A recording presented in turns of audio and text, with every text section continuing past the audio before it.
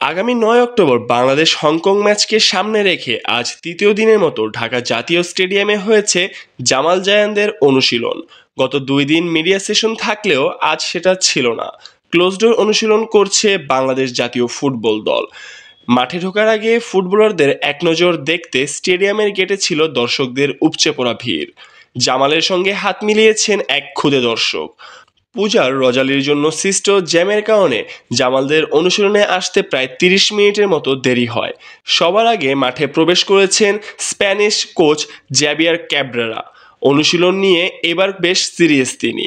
অনুশীলনের প্রথম দিন ঝুম বৃষ্টিতে শিষ্যদের অনুশীলন করিয়েছিলেন তিনি। অনেকেই সিঙ্গাপুর ম্যাচের পর ক্যাব্রেরার পদত্যাগ চাইলেও তা নিয়ে মোটেও ভাবিত নন তিনি, বরং জোর অনুশীলনেই মনোযোগ দিচ্ছেন তিনি।